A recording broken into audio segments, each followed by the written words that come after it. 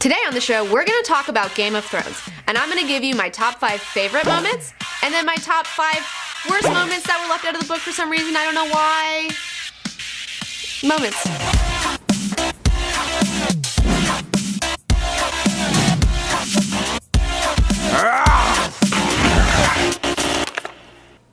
I have 4 books signed by George R.R. Martin. Let me tell you how much I love Game of Thrones.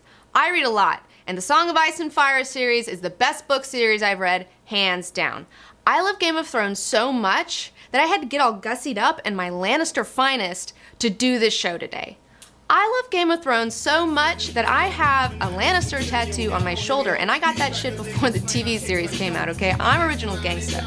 I love Game of Thrones so much that I waited in line for hours to get some books signed by George R.R. Martin, and I am not a line waiterer. I hate that shit. So anyways, Game of Thrones is the best. I'm declaring it right now. No other show in the history of TV has ever attempted to adapt such a densely complicated, thoroughly intelligent, and utterly fascinating book series. It's an absolute game changer and a landmark in television history. So one of my favorite things about Game of Thrones is that when it first starts, there isn't any magic. It's a reality just like ours. There's shit and piss and blood and whatever.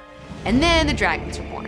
And once the dragons are born, all the other magic starts creeping back, and we get to learn along with the characters in the series about all this fucked up shit that's going on, like wildfire and warlocks and faceless men. It's awesome. And then what's even better is like the tragedy that like all these people are fighting over Westeros for this throne, and it really doesn't mean shit because like the real threat is fucking coming. Winter is coming. The White Walkers are coming with it. And they have no clue, and it's great. So as complicated and awesome as you think this show is, the books are even more complicated and more awesome. You get so many things that you don't get in the show, it's crazy. It'll make your head spin. There's more insights, there's more stories, there's more side characters, there's more plots and twists and turns, and more descriptions of food and their clothes.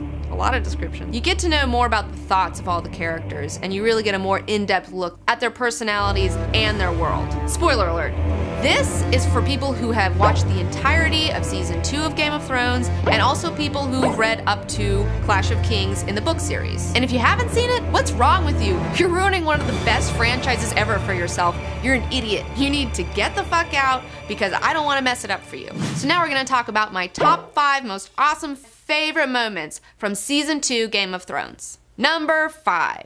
Stannis lands on the shores of King's Landing. I'll ride out to greet him. A brave choice, Your Grace. I'm sure your men will line up behind you. They say Stannis never smiles. I'll give him a red smile from ear to ear. That little Jack Gleeson better watch out, because someone's gonna punch him in his squishy little face in real life because he plays such a convincing little turd, okay? We all hate Joffrey, and the part where he's telling Varys and Tyrion how he's gonna give his Uncle Stannis a red smile with his little teenage posturing is so funny. I laughed so hard on that one. I had to play it over and over. He's such a little asshole. It's great and awful. Number 4. 1, 2, 3.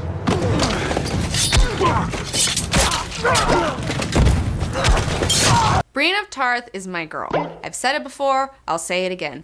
I love that bitch. And when she made short work of 3 men in under a minute in the season finale, it was so gratifying. And the guy who plays Jaime did a perfect job. The look of shock and awe on his face when he sees Brienne fuck those guys up is great. And I cannot wait to see them next season. I can't wait. They're like my favorite odd couple. Number 3.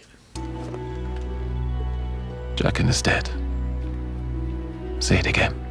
Vala Morghulis. Vala Morghulis. Good.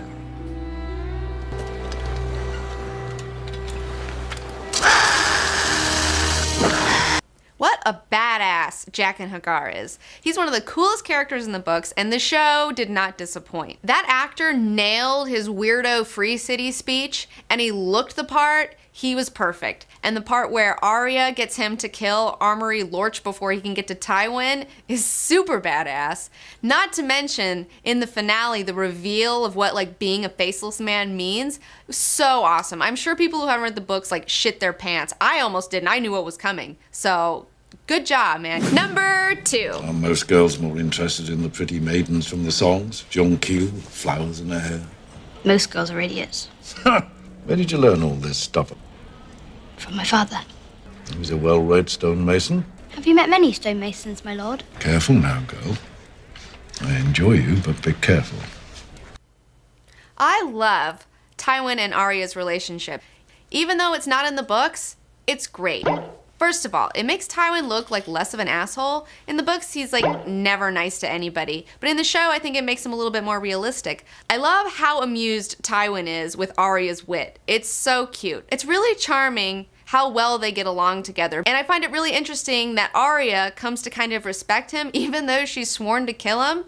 It's like in another world if like she was his granddaughter, like they would have been like BFFs or something. Tywin and Arya are total frenemies. It's not in the books at all. They've totally added it into the show, but it's great. I love the change. And the scene where they're having this banter and Arya kind of gives him a little verbal jab and he says like, I like you, but be careful. Like that was so cute. I love it. Tywin ends up being like that guy who's like a really shitty dad to his kids, but then he mellowed out later and became like a cool grandparent or something.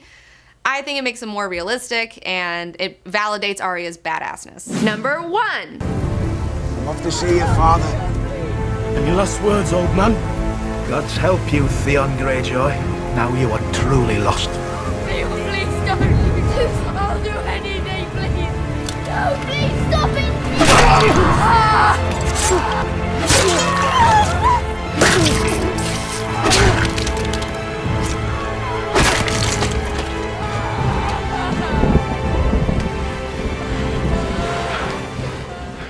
Man, that scene where Theon decides to cut off Roderick's head to show his little Ironborn buddies how fucking hard he is so great. It is my favorite scene in the whole deal. When Sir Roderick says, you are truly lost after this. You know, it's so true. It's so true because he is. That marks the beginning of the end for Theon Greyjoy. It's fantastic. And the part where it takes 4 or 5 chops for him to like get the head off and he has to like fucking kick it too to like get it to come, like, oh my God, that was so brutal. He's such a fuck up. Oh, Theon, what are you doing? If I had read the books before I had found my cat, I would have named her fucking Daenerys Targaryen, hands down. Dragon Kitty. Oh man, and that ending shot from season 2 where you have all the White Walkers and you really get to see them for the first time was great. Those guys looked amazing. I wasn't even expecting them to look that good. Whoever designed those needs to get far more props because these people don't get enough fucking props, okay? Zombies are played out. I'm saying it. Bacon, zombies, I don't give a fuck about that shit anymore, okay? I get it, okay? It's not a lifestyle, okay? Pirates too, fuck you, Johnny Depp and your fucking pirates. Zombies are played out, but these zombies are awesome. I was thrilled to see them. They looked fantastic. That guy on the horse, like, I'm not even a big CG person, but that guy looked great. Good job. I don't even want to lump White Walkers in with zombies because zombies have become so lame. I feel like it's insulting to call White Walkers zombies. Bacon and zombies. I get it. What are they gonna have, bacon covered zombies next? Get the fuck out of here. So now let's talk about my top 5 super bummer moments from season 2 of Game of Thrones. Number 5. It melts wood, stone, even steel. And of course, flesh. Wildfire. Steer clear! Steer clear!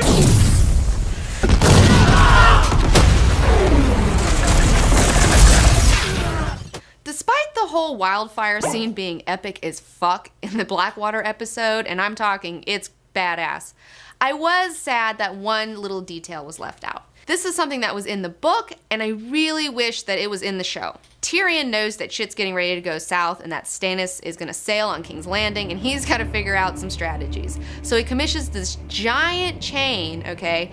When Stannis' fleet goes into the Blackwater, they pull the chain up, and it bars any retreat that they have, and then they start dumping all the wildfire on them and burning their asses just right into the water. And there's no way to retreat for those guys. And it really shows Tyrion's mad strategy skills, and fuck man, I just really wanted to see it, and I'm kind of sad that I didn't get to see that. Number 4. I will kill that horn-blowing cunt before I fall. They want you to know you're surrounded. I know I'm surrounded. They don't want you to sleep. They want to sap your spirit before Thank you, wise, bold man. Thank you for explaining siege tactics. So who's blowing that horn? I'm gonna tell you who it is. It's Ramsay Snow, the bastard of Bolton. This is a really cool character that was cut out of the show. He's there, but he's only mentioned. Bolton is one of Robb's retainers. He has the flayed man for a sigil because they're like a whole fucked up family where they like to skin people alive and shit. Yeah, and I'm so bummed that they don't have this character in there because the bastard of Bolton is a fucked up guy. He'll torture you. He's awful. You do not want to get in that guy's clutches. And they never show him. They never go on about how awful he is. And so you don't know in the end when Theon gets knocked out by his own men, who will presumably give him up to the bastard of Bolton, what a terrible fate that is for Theon. I mean, I want Theon to get his, don't get me wrong, but I don't know if I want anyone to be in the clutches of Ramsay Snow. That fucking sucks. Number 3. Your fate. Cersei, still in pain. The Hound, free. Cersei, still in pain. Awesome missing scene from the book. Arya stages a soup coup when she gets Jaqen to get Rorge and Biter to help him bring this big old pot of soup down to the dungeons, dump it on the jailers, free all the Northmen out of the dungeon, who then stage a rebellion and take Harrenhal for the Northmen. They called the soup Weasel Soup after her because her name was Weasel at that point, and it's so epic and so much fun. Totally awesome. Weasel Soup. It's amazing. They even start going like, oh, be careful, she'll give you a taste of her weasel soup. It's fucking hilarious. Anyways, I wish they'd had it in the show. Whatever. Number 2. You could end this war in a fortnight.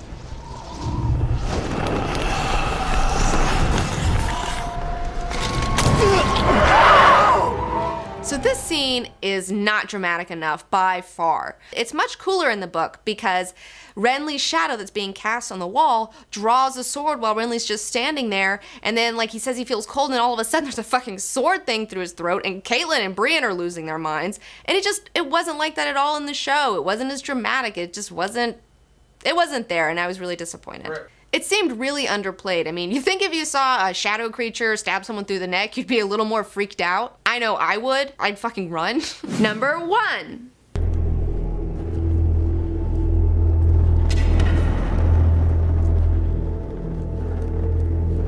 Man, let's talk about a scene I was looking forward to all season.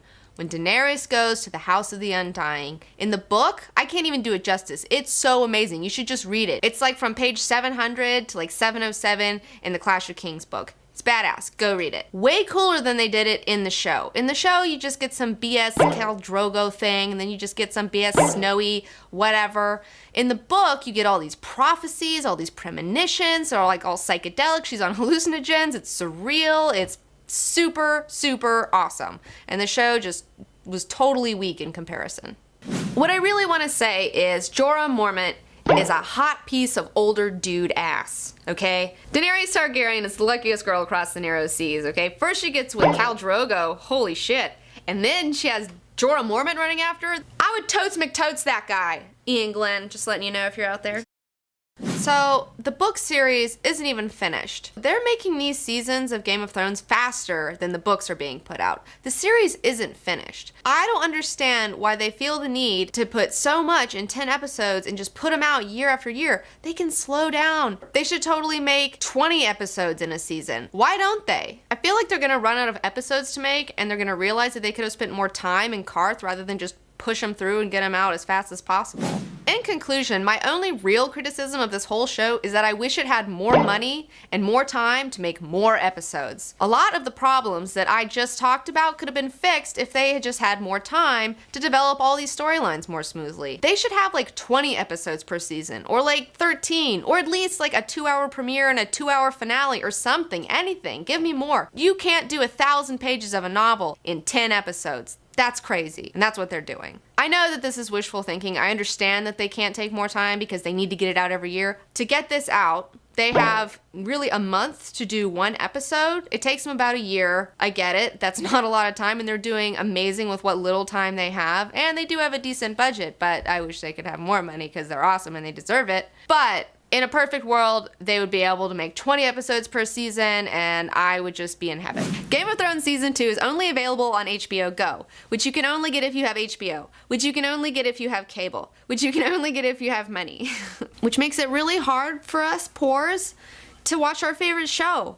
And, you know, it doesn't leave us with a lot of options. So maybe people might turn to things like, illegally downloading it. Not that I do that or that you do that or that anybody online does that. That's crazy. I mean, I don't want a virus. You could get a virus from doing that. You could ruin your computer. I wish HBO would get with it and make it to where I could download Game of Thrones just from online and pay them just to watch that show, or pay them just to have HBO online that I can deal with. And what's the deal with these DVDs that come out like a year later? I mean, I know they gotta put all this extra stuff in it, and I'm glad that they do that. But seriously, I wish that it would be out for Christmas so I could have a nice little Christmas present waiting for me under the tree, and after Christmas we could watch it all day and whatever. 19! You know, I mean... 19! Wait, what? What? Come here! What is wrong, robot? I don't feel so good. What's wrong? What did you do? What did you do? I downloaded Game of Thrones to my floppy and I got a virus. I knew it. I warned you. I warned you. You didn't listen to me. And you know what? I don't even feel sorry for you. But you know what, 19? What's that, robot? It was worth it. I know. So if you love this show as much as we do, don't forget to subscribe to my channel, like my Facebook page, and start following my ass on Twitter at CBGirl19.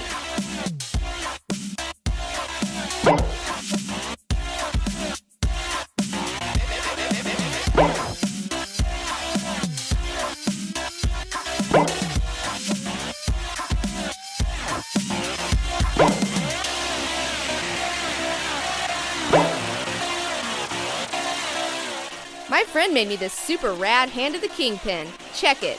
I think he might be making a few more to sell to Game of Thrones geeks, and if that's the sort of thing you're interested in, email him at ptkprops@gmail.com. Game of Thrones has inspired some really great art. Even I've done Game of Thrones fan art. Anyways, we've featured some really great artists that I like a lot, and if you want to see more of their work, check in the description for links.